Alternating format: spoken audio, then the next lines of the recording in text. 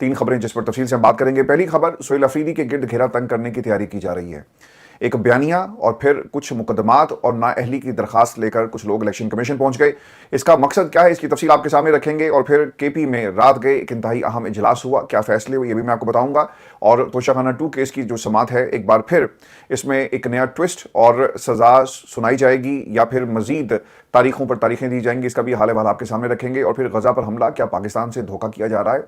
पाकिस्तान जो अपने अंदरूनी मामलात को आज तक दुरुस्त नहीं कर सका, हमारे जो कबाली इलाकों के ऑपरेशन जो पिछले कई दहाइयों से जारी हैं, इन ऑपरेशंस के अंदर बहुत सारे पाकिस्तानियों ने अपनी जानें गंवा दी, हमारी फौजी शहीद हुए। हम इन मसाइल को हल नहीं कर सके। क्या हम दोबारा से किसी पराई की जंग में छलांग लगा रहे हैं? और अमेरिका आलमी ताकत होने के बावजूद गजा में अमन कायम नहीं कर सका, तो पाकिस्तान को क्यों बली का बकरा बनाया जा रहा है और क्या हम बली का बकरा बनेंगे और आने वाले दिन हमें क्या बता रहे हैं, इसका मुकम्मल हाल अहवाल मैं आपके सामने रखूंगा। क्योंकि 2 जो हमारे सफ़ीर हैं उन्होंने खतरे की घंटी बजा दी है। लेकिन जो सबसे इंपॉर्टेंट खबर है वो तोशाखाना 2 केस। बताया जाता है कि जो आज की समात है उसे अचानक मंसूख कर दिया गया और ये भी इतलात आ रही है कि इमरान खान को इस केस में 10 साल की सज़ा सुनाई जाएगी। और ये भी इंपॉर्टेंट चीज़ थी कि इसी माह जो फैसला आना था और रोज़ाना समात जो है वो हुआ करेगी, ये अदालत का ऑर्डर था। और फिर 16 को अचानक 29 अक्टूबर की तारीख पड़ी और अब मजीद ये तारीख आगे चली गई है। ये बात तय है कि निज़ाम 10 साल की एक्सटेंशन चाहता है और पाकिस्तान में भरपूर तरीके से इस पर काम जारी है।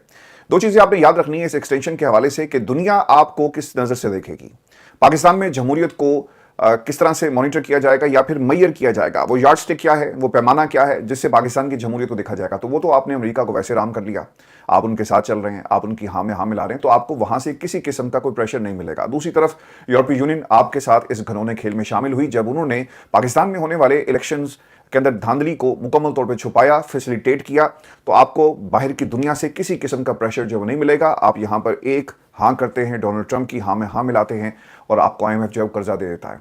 दूसरी तरफ आप पाकिस्तान के जो इंटरनल मामलात हैं वहाँ पर तमाम सियासी जमातों को मुकम्मल तौर पर कंट्रोल कर चुके और पार्लियामान आपके कब्जे में है, तो आपको इंटरनली भी किसी किस्म की जो मज़ाहमत है उसका सामना नहीं करना पड़ा। तो लिहाजा निज़ाम अपने लिए 10 साल की एक्सटेंशन चाह रहा है और 10 साल वही समझता है कि वो इस मुल्क के अंदर अपने इस इक़्तिदार को कायम रख सकेगा। और फिर दोनों जो प्लेटफॉर्म्स हैं, यानी दोनों जो महाज हैं, यहाँ पर मुकम्मल आपको एक कंट्रोल जो है वो नज़र आता है। व्यूअर्स, तोशाखाना 2 केस के अंदर 10 साल की सज़ा देने का मतलब ये है कि इमरान खान को मज़ीद 10 साल जेल में रखा जाएगा और फिर इस दौरान इमरान खान को मुकम्मल तौर पर आइसोलेट करके ये दोनों महाजों के ऊपर, यानी इंटरनली पाकिस्तान की जो सियासी जमातें हैं उनके ज़रिए आपको रोज़ाना दिन रात तहरीक इंसाफ के खिलाफ महाज खोलकर और पाकिस्तान में अपनी पसंद की 2 जमातों की जो अवाम में मकबूलियत है इसे ज़िंदा रखने की कोशिश की जाएगी। यानी पहले एक जमात का जो सरबराह था वो वेंटिलेटर पर था, अब ये पाकिस्तान में जितनी इत्तेहादियों की जमातें हैं सारी की सारी वेंटिलेटर पर हैं, उन्हें ज़िंदा रखा जाएगा। और दूसरी तरफ पाकिस्तान की फॉरेन पॉलिसी के ज़रिए ये पूरी दुनिया में ज़िंदा रहने की कोशिश करेंगे और मीनवाइल आपको थोड़ी बहुत जो है वो इमदाद मिलती रहेगी, आपको डॉलर मिलते रहेंगे और उससे आप अपने घर का चूल्हा जो है वो जलाएंगे। पाकिस्तान में इमरान खान को आइसोलेट करने की सब तैयारी कर ली गई है और आने वाले दिन जो है बहुत ही इंपॉर्टेंट होंगे और इस केस से आपको ताकतवर क्या सोच रहे हैं ये आपको पता लगता है। मैं आपको फिर से एक खबर ये भी दूं कि रात गए अहम इजलास तलब किया गया। केपी के जो वज़ीर आला हैं इनकी सदारत में, सुहेल अफरीदी साहब की सदारत में ये वज़ीर आला हाउस में इजलास हुआ और इमरान खान की हिदायत के मुताबिक जो सूबाई काबीना है इसकी तश्कील के लिए होमवर्क मुकम्मल कर लिया गया है। मैंने आपको पिछले हफ्ते खबर दी थी कि सुहेल अफरीदी साहब एक छोटी काबीना के साथ काम शुरू कर देंगे और आज इमरान खान ने इस फैसले के ऊपर मोहर लगा दी। और आपको ये भी खबर दें कि सुहेल अफरीदी की सदारत में केपी की पार्लिमानी पार्टी का इजलास हुआ जिसमें अहम फैसले किए गए। एक काबीना की तश्कील के लिए होमवर्क मुकम्मल कर लिया गया इमरान खान की हिदायत की अहम रोशनी में। एक हफ्ता पहले मैंने आपको ये खबर दी थी कि एक छोटी काबीना होगी जहां से काम का आगाज करेंगे। अगर ये मुलाकात नहीं करवाई गई तो आज मिनो अन वही हिदायत इमरान खान की तरफ से पार्टी के लोगों को दी गई कि सुहेल अफरीदी तक ये पहुंचा दी जाए और अब एक छोटी मुख्तसर काबीना से ये काम का आगाज करने जा रहे हैं। और फिर आने वाले दिनों के अंदर जब ये मुलाकात होगी या गाहे बगाए जो पैगाम आएगा इस काबीना में तोसी की जाएगी। इब्तदाई तौर पर वो लोग जिनकी कारकर्दगी बड़ी ज़बरदस्त थी उनको मौका दिया जाएगा और जिन लोगों को पार्टी के अंदर इंडक्ट इसलिए किया गया कि वो इमरान खान की जमात को कमज़ोर करें और मुखबर बन के हमारे तक खबरें पहुँचाएँ, और वो लोग अब इस काबीना में शामिल नहीं होंगे। आज बरमला कुछ लोगों ने ये सवाल टेलीविजन चैनल के ऊपर किया।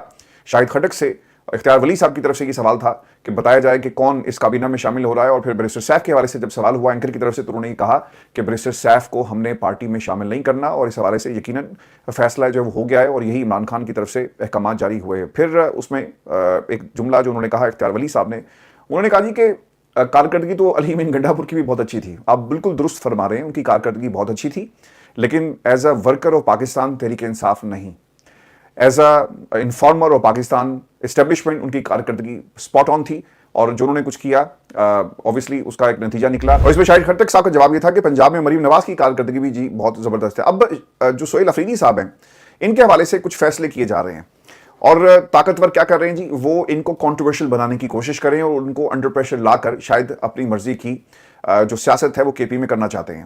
ایک تو جی پارلیمانی پارٹی میں ضمنی الیکشن کے حوالے سے کچھ فیصلے کیے گئے اور خرم ذیشان صاحب کی بھرپور حمایت کا اعلان کیا گیا.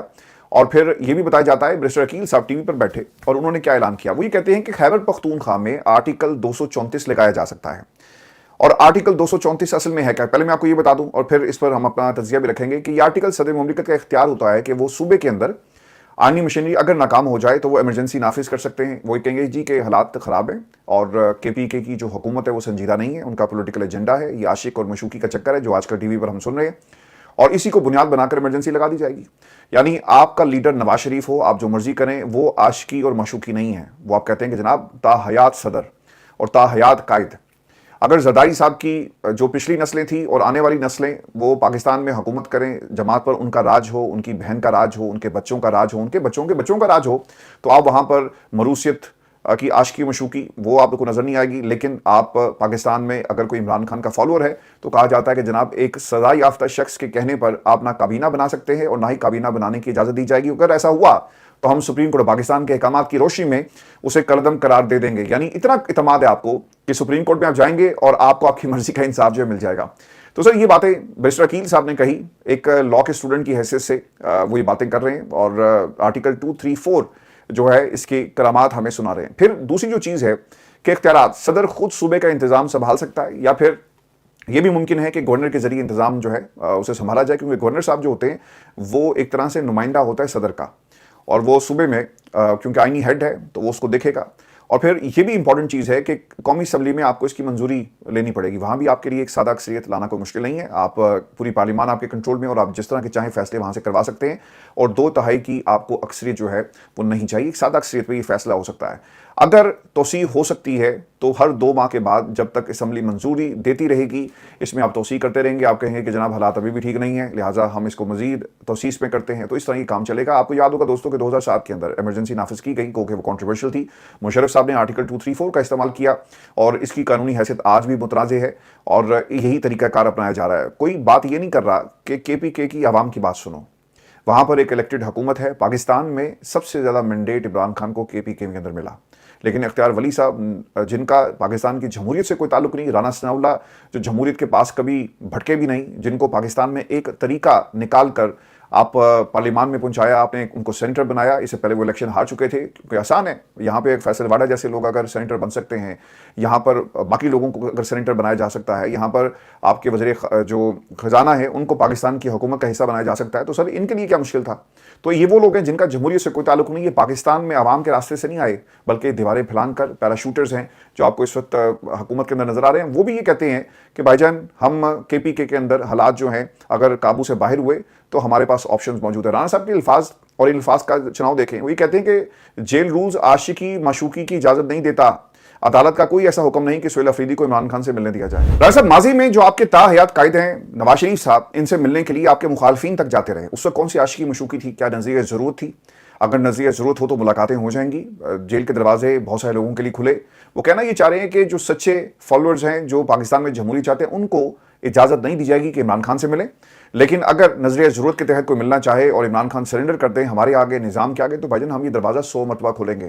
اور رانا صاحب نے عاشقی مشوقی کا جو ہے وہ لفظ استعمال کیا. سر اس پہ ضرور کمنٹ کیجیے گا آپ تمام دوست اور بتائیے گا کہ یہ جو عاشقی مشوقی کی جو اجازت کی بات کر رہے ہیں، رانا ثناء اللہ کی اپنی حیثیت کیا ہے اور وہ ایز اے سینیٹر اور ایز اے سیاستدان کہاں پہ سٹینڈ کرتے ہیں. سہیل افریدی صاحب کی نااہلی کا معاملہ ہے جی، اور یہ ایک petition election commission of Pakistan میں دائر کی گئی درخواست میں کیا کہا گیا کہ وزیر اعلیٰ خیبر پختونخوا سہیل افریدی نے ایک بار کے الیکشنز میں جا کر انصاف لائر فورم کے وکلا کی حمایت کا اعلان کیا.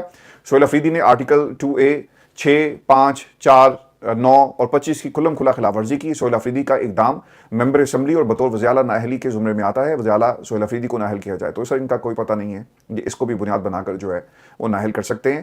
میاں صبغت اللہ ایڈوکیٹ نے جی درخواست جمع کروائی، وکیل جو صبغت اللہ شاہ صاحب ہیں انہوں نے اس کی تردید کی اور وہ یہ کہتے ہیں کہ یہ درخواست ان کی جانب سے دائر نہیں کی گئی، یہ ان کے جونیئر نے ان کی اجازت کے بغیر دائر کی۔